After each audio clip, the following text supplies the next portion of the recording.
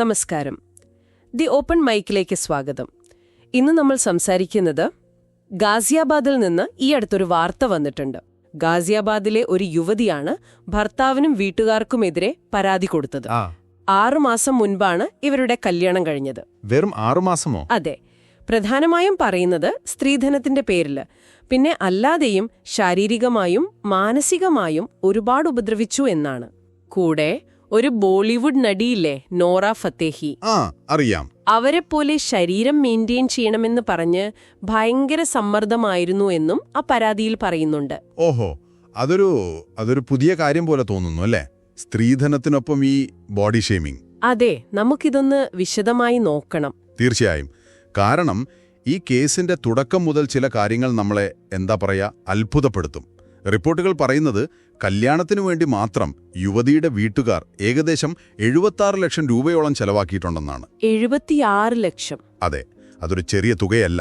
സാധാരണ നമ്മൾ സ്ത്രീധന പീഡനമെന്ന് കേൾക്കുമ്പോൾ കൂടുതൽ പണം കിട്ടാത്തതിൻ്റെയോ അല്ലെങ്കിൽ കൊടുത്തത് കുറഞ്ഞു പോയതിൻ്റെയോ പേരിലാണ് പ്രശ്നങ്ങളുണ്ടാകാറ്. പക്ഷേ ഇവിടെ ഇത്രയും വലിയൊരു തുക ചെലവാക്കിയിട്ടും വീണ്ടും പണം ആവശ്യപ്പെട്ടും അതിൻ്റെ പേരിൽ പീഡനം തുടർന്നു എന്നത് അത് വളരെ ഗൗരവമുള്ള കാര്യമാണ്. ശരിയാണ്, 76 ലക്ഷം. എന്നിട്ടും മതിയായില്ല എന്ന് പറയുമ്പോൾ അത് പണത്തിനോടുള്ള ആർത്തി മാത്രമല്ല, ഒരു നിയന്ത്രണ മനോഭാവം കൂടിയാണോ അവിടെ പ്രവർത്തിച്ചത്? അതെ, അത് തന്നെയാണ് നമ്മൾ ശ്രദ്ധിക്കേണ്ടത്. ഇതിനോടൊപ്പം ചേർത്തു വായിക്കേണ്ട കാര്യമാണ് ഭർത്താവിന്റെ പെരുമാറ്റം. അദ്ദേഹം ഒരു സർക്കാർ സ്കൂളിലെ കായികാധ്യാപകനാണ് എന്നാണ് പറയുന്നത്. എന്നിട്ടും സ്വന്തം ഭാര്യയെ സ്ഥിരമായി തടിച്ചി, വൃത്തികെട്ടവളെ എന്നൊക്കെ അങ്ങനെ വിളിച്ച് കളിയാക്കുക, അധിക്ഷേപിക്കുക. അതോടൊപ്പം ദിവസവും 3 മണിക്കൂർ നിർബന്ധിച്ച് വ്യായാമം ചെയ്യിപ്പിക്കുക. 3 മണിക്കൂർ? അതെ. ഇതൊന്നും ഒരു തമാശയോ അല്ലെങ്കിൽ സാധാരണ ദാമ്പത്യത്തിലെ ഒരു വഴക്കോ അല്ലല്ലോ. ഇത് കൃത്യമായ മാനസിക പീഡനമാണ്. ഒരാളുടെ ആത്മാഭിമാനത്തെ തകർക്കുന്ന പ്രവൃത്തിയാണ്. വ്യായാമം ചെയ്യുന്ന കാര്യം അത് കുറച്ചുകൂടി പ്രശ്നമാണ്.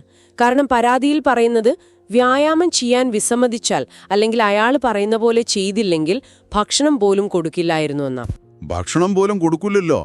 അതെ, പട്ടിണിക്കിടുമായിരുന്നു എന്ന്. ഇതൊക്കെ ശരിക്കും വിശ്വസിക്കാൻ പ്രയാസം. ശരിയാണ്. ഇത് നിയന്ത്രണത്തിന്റെ വേറൊരു തലമാണ്. അതായത് ഭക്ഷണം നിഷേധിക്കുക എന്നത് ശാരീരികമായ ഉപദ്രവം മാത്രമല്ല, ഒരാളെ പൂർണ്ണമായി തളർത്താനും നിയന്ത്രിക്കാനുമുള്ള ശ്രമമാണ്. സ്വന്തം ശരീരത്തിന് ആവശ്യമായ ഭക്ഷണം പോലും കിട്ടണമെങ്കിൽ മറ്റൊരാളുടെ ദയ വേണം എന്നൊരവസ്ഥയിലേക്ക് എത്തിക്കുക. ഇത് കോയേഴ്സീവ് കൺട്രോൾ എന്ന് പറയും. ബലപ്രയോഗത്തിലൂടെയുള്ള നിയന്ത്രണം. ശരിയാണ്. പങ്കാളിയുടെ ഓരോ ചലനവും ഓരോ ആവശ്യവും തന്റെ വരുതിയിലാക്കാനുള്ളൊരു ശ്രമം. ഇത് ശാരീരിക പീഡനം പോലെ തന്നെ, ഒരുപക്ഷെ അതിനേക്കാളും മാനസികമായി തളർത്തുന്ന ഒന്നാണ്. ഈ നിയന്ത്രണത്തിന്റെ ഭാഗമായിട്ട് തന്നെയാണോ ഈ നോറ ഫത്തേഹിയുടെ താരതമ്യം വരുന്നത്? ഒരു സിനിമാ നടിയെപ്പോലെ ശരീരം വേണമെന്ന് നിർബന്ധിക്കുന്നത്? അതൊരു പ്രധാനപ്പെട്ട പോയിന്റാണ്. കാരണം ഇതൊരു പുതിയ കാലത്തെ ഒരു സമ്മർദ്ദമാണ്. പണ്ടത്തെ ആ സ്ത്രീധനമെന്ന പരമ്പരാഗത ആവശ്യത്തിന്റെ കൂടെ ഇപ്പോൾ സോഷ്യൽ മീഡിയയും സിനിമയുമൊക്കെ അടിച്ചേൽപ്പിക്കുന്ന യാഥാർത്ഥ്യബോധമില്ലാത്ത സൗന്ദര്യ സങ്കല്പങ്ങൾ കൂടി കലരുകയാണ്. അതെ, എന്റെ ഭാര്യ മറ്റുള്ളവരുടെ മുന്നിൽ ഇങ്ങനെ പെർഫെക്റ്റ് ആയിരിക്കണം എന്ന ചിന്ത. അവിടെ ആ വ്യക്തിയുടെ ഇഷ്ടങ്ങൾക്കോ ആരോഗ്യത്തിനോ സന്തോഷത്തിനോ ഒരു വിലയുമില്ല. അവളൊരു കാഴ്ചവസ്തു മാത്രമായി മാറുന്നു. നോറ ഫത്തേഹി ഇവിടെ ഒരു പ്രതീകം മാത്രമാണ്. ഒരുപക്ഷെ വേറൊരു കേസിൽ അത് മറ്റൊരാളായിരിക്കാം. പക്ഷേ ഈ താരതമ്യം ചെയ്യുന്നത് തന്നെ ഒരുതരം വസ്തുവൽക്കരണമാണ്. ഇത് ആ സ്ത്രീയുടെ മാനസികാരോഗ്യത്തെ എത്രമാത്രം ബാധിച്ചിട്ടുണ്ടാകും എന്ന് നമുക്ക് ഊഹിക്കാവുന്നതേയുള്ളൂ. നമ്മൾ ഇതുവരെ സംസാരിച്ചത് തന്നെ വളരെ ഭീകരമായ കാര്യങ്ങളാണ്. പക്ഷെ ഇതിലും ഗുരുതരമായ ആരോപണം കൂടി ആ പരാതിയിലുണ്ട്. എന്താണത്? ഭർത്തൃ വീട്ടുകാർ നിർബന്ധിച്ച് ഗർഭഛിദ്രത്തിനുള്ള ഗുളിക കഴിപ്പിച്ചു എന്നും അത് കാരണം ഗർഭം അലസിപ്പോയി എന്നും പറയുന്നു. അത് അങ്ങേയറ്റം ക്രൂരവും മനുഷ്യത്വരഹിതമായ ഒരു പ്രവൃത്തിയാണ്. ഒരു സ്ത്രീയുടെ അനുവാദമില്ലാതെ നിർബന്ധിച്ച് അവളുടെ ഗർഭം ഇല്ലാതാക്കാൻ ശ്രമിക്കുക എന്ന് പറഞ്ഞാൽ അത് ശാരീരിക പീഡനത്തിന്റെ ഏറ്റവും ഭീകരമായ രൂപങ്ങളിലൊന്നാണ്. തീർച്ചയായും. അത് അവളുടെ ശരീരത്തിന്മേലുള്ള അവളുടെ അവകാശത്തിന്റെ പൂർണ്ണമായ ലംഘനമാണ്. ഈ പ്രത്യുൽപാദനപരമായ അവകാശങ്ങൾ, അതായത് റീപ്രൊഡക്റ്റീവ് റൈറ്റ്സ് എന്ന് പറയുന്നത്, അതൊരു അടിസ്ഥാന മനുഷ്യാവകാശമാണ്. അതിന്മേലുള്ള ഈ കടന്നുകയറ്റം നിയമപരമായി വളരെ ഗുരുതരമായ കുറ്റകൃത്യം തന്നെയാണ്. ശാരീരികമായി മാത്രമല്ല, മാനസികമായി ഒരു സ്ത്രീയെ ഇത് തകർത്തു കളയും. ജീവിതകാലം മുഴുവൻ നീണ്ടു നിൽക്കുന്നൊരു ട്രോമ ആയിരിക്കും അത്. Assistant commissioner of police Saloni Agarwal അത് സ്ഥിരീകരിച്ചിട്ടുണ്ട്. വനിതാ പോലീസ് സ്റ്റേഷനിലാണ് FIR രജിസ്റ്റർ ചെയ്തിരിക്കുന്നത്. ഓക്കേ. സ്ത്രീധന പീഡനം, അതായത് IPC സെക്ഷൻ 498A, പിന്നെ അന്യായമായി തടഞ്ഞുവെക്കൽ റോങ്ഫുൾ കൺഫൈൻമെന്റ് 342, മനഃപൂർവ്വം ദേഹോപദ്രവമേൽപ്പിക്കൽ വോളണ്ടറിലി കോസിംഗ് ഹേർട്ട് 323, ഭീഷണിപ്പെടുത്തൽ ക്രിമിനൽ ഇന്റിമിഡേഷൻ 506. പിന്നെ ഈ നിർബന്ധിത ഗർഭഛിദ്രം പോലുള്ള വളരെ ഗുരുതരമായ ആരോപണങ്ങളും ഇതിൽ ഉൾപ്പെടുന്നുണ്ട്. ഇപ്പോൾ അന്വേഷണം നടന്നുകൊണ്ടിരിക്കുകയാണ്. ശരി. ഈ പറയുന്ന ആരോപണങ്ങളുടെ എല്ലാം സത്യാവസ്ഥ പുറത്തു വരേണ്ടതുണ്ട്. ഭർത്താവിന്റെ സ്വഭാവത്തെക്കുറിച്ചും പരാതിയിൽ പറയുന്നുണ്ടല്ലോ. എന്തോ ഇന്റർനെറ്റിൽ മോശം കാര്യങ്ങൾ കാണുന്നു, മറ്റു സ്ത്രീകളുമായി ബന്ധമുണ്ട് എന്നൊക്കെ. അതും പരാതിയുടെ ഭാഗമാണ്. ഇതും ഒരു തരത്തിൽ മാനസിക പീഡനത്തിന്റെ ഭാഗമായി വരാം, അല്ലേ? പങ്കാളിയുടെ ഇത്തരം സ്വഭാവങ്ങൾ ഒരു ബന്ധത്തിലുണ്ടാക്കുന്ന അരക്ഷിതാവസ്ഥ, വിശ്വാസമില്ലായ്മ, അതൊക്കെ വളരെ വലുതാണ്. ശരിയാണ്. സ്ത്രീധനം, ബോഡി ഷെയ്മിംഗ്, ഭക്ഷണം നിഷേധിക്കൽ, നിർബന്ധിത വ്യായാമം, കടുത്ത ശാരീരിക ഉപദ്രവം, നിർബന്ധിത ഗർഭഛിദ്രം, പിന്നെ ഭർത്താവിന്റെ ഭാഗത്തുനിന്നുള്ള വിശ്വാസവഞ്ചന, ഒന്നിനു പുറകെ ഒന്നായി ഒരു സ്ത്രീക്ക് സഹിക്കേണ്ടി വന്ന കാര്യങ്ങൾ. ഇത് ഒറ്റപ്പെട്ടൊരു വഴക്കല്ല, ഇതൊരു തുടർച്ചയായ പീഡന പരമ്പരയാണ്. ഈ കേസ് ഗാസിയാബാദിൽ നടന്ന ഒന്നാണെങ്കിലും ഇതിലെ ഓരോ ഘടകങ്ങളും, അതായത് സ്ത്രീധനം, ബോഡി ഷെയ്മിംഗ്, ഗാർഹിക പീഡനം, ഇതൊന്നും നമുക്ക് മലയാളികൾക്ക് അപരിചിതമല്ല. നമ്മുടെ സമൂഹത്തിൽ പല വീടുകളിലും പല രൂപങ്ങളിൽ ഇത് നടക്കുന്നുണ്ട്.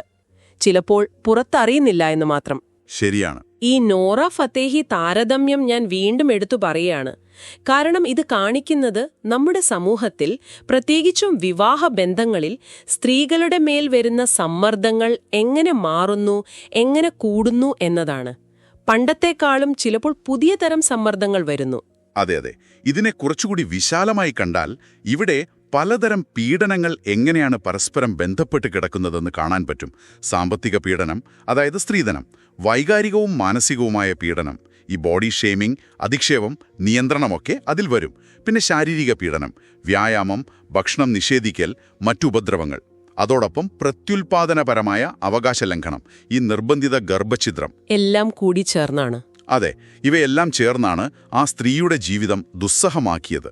പലപ്പോഴും നമ്മൾ ഗാർഹിക പീഡനമെന്ന് കേൾക്കുമ്പോൾ ശാരീരികമായ അടിയിലോ ഇടിയിലോ മാത്രമാണ് ശ്രദ്ധ കേന്ദ്രീകരിക്കുന്നത്. ശരിയാണ്. പക്ഷേ ഈ കേസ് കാണിക്കുന്നത് ഈ മാനസികവും വൈകാരികവുമായ പീഡനങ്ങൾ എത്രത്തോളം ആഴത്തിൽ മുറിവേൽപ്പിക്കാം, ഈ നിയന്ത്രണമെന്നത് എത്ര ഭീകരമായ രൂപങ്ങൾ കൈവരിക്കാം എന്നതാണ്. അപ്പോ ഈ ചർച്ച കേൾക്കുന്ന നിങ്ങൾക്ക് ഇതിൽ നിന്ന് എന്താണ് മനസ്സിലാക്കാനുള്ളത്? ഒരുപക്ഷെ നിങ്ങൾക്ക് പരിചയമുള്ള ആരുടെയെങ്കിലും ജീവിതത്തിൽ അല്ലെങ്കിൽ സ്വന്തം ജീവിതത്തിൽ തന്നെ ഇതുപോലുള്ള സൂചനകൾ കണ്ടാൽ അത് തിരിച്ചറിയേണ്ടത് വളരെ പ്രധാനമാണ്.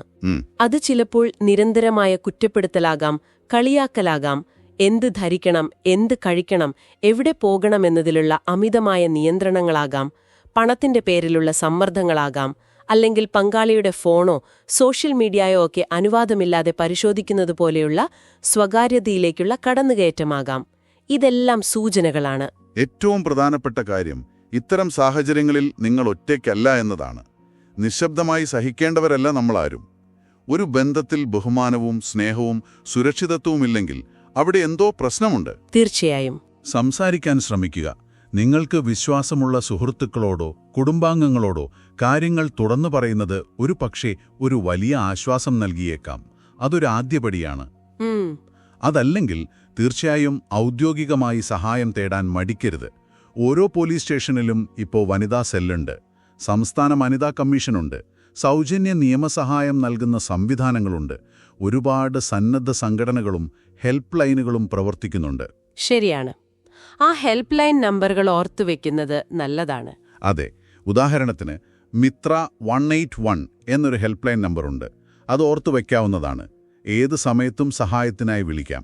ശരിയാണ്. ഈ സഹായം തേടുക എന്നത് ഒരു കുറച്ചിലായി കാണേണ്ട കാര്യമില്ല. അതൊരു അവകാശമാണ്. പീഡനം അനുഭവിക്കുന്നത് ഒരിക്കലും നിങ്ങളുടെ തെറ്റല്ല. തീർച്ചയായും. നിങ്ങളുടെ വ്യക്തിത്വത്തെയും അന്തസ്സിനെയും ചോദ്യം ചെയ്യാൻ ആരെയും അനുവദിക്കരുത്. ഇങ്ങനെയൊക്കെയാണ് ദാമ്പത്യം. കല്യാണം കഴിഞ്ഞാൽ ഇതൊക്കെ ഉണ്ടാവും. സ്ത്രീകൾ സഹിക്കണം എന്നൊക്കെയുള്ള പഴകിയ ചിന്താഗതികളെ നമ്മൾ തന്നെ മാറ്റിയെടുക്കണം. അതെ. പീഡനം ഒരിക്കലും സാധാരണ കാര്യമല്ല. അതിനെതിരെ ശബ്ദമുയർത്താനും അതിജീവിക്കാനും എല്ലാവർക്കും അവകാശമുണ്ട്. സമൂഹമെന്ന നിലയിൽ നമ്മൾ ഇരയോടൊപ്പം നിൽക്കുകയും ഇത്തരം പ്രവൃത്തികളെ ശക്തമായി അപലപിക്കുകയും ചെയ്യുമ്പോൾ മാത്രമേ ശരിയായ മാറ്റങ്ങളുണ്ടാവുകയുള്ളൂ. അപ്പോ ഗാസിയാബാദിലെ ഈ കേസിൽ നിന്ന് നമ്മൾ കണ്ട പ്രധാന കാര്യങ്ങൾ ഒന്നോർത്തെടുക്കാം. 76 ലക്ഷം രൂപ സ്ത്രീധനം നൽകിയിട്ടും തുടരുന്ന പീഡനം, നോറ ഫത്തേഹിയെ പോലെയാകണമെന്ന് സമ്മർദ്ദമുയർത്തുന്ന ബോഡി ഷെയ്മിംഗ്, ഭക്ഷണം നിഷേധിക്കുന്നത് പോലുള്ള കടുത്ത നിയന്ത്രണങ്ങൾ, ശാരീരിക ഉപദ്രവങ്ങൾ, പിന്നെ നിർബന്ധിത ഗർഭഛിദ്രം പോലുള്ള ഏറ്റവും ക്രൂരമായ മനുഷ്യാവകാശ ലംഘനം. ഇതെല്ലാം ചേർന്ന ഒരു ഭീകരമായ ചിത്രമാണ് നമുക്ക് മുന്നിലുള്ളത്. ഈ വിവരങ്ങളുടെ അടിസ്ഥാനത്തിൽ ഒരു ചിന്ത കൂടി പങ്കുവയ്ക്കാനുണ്ട് നമ്മളിത് അവസാനിപ്പിക്കുന്നതിന് മുൻപ്. ഒരു പ്രൊവോക്കേറ്റീവ് തോട്ടെന്ന് പറയാം. പറയൂ.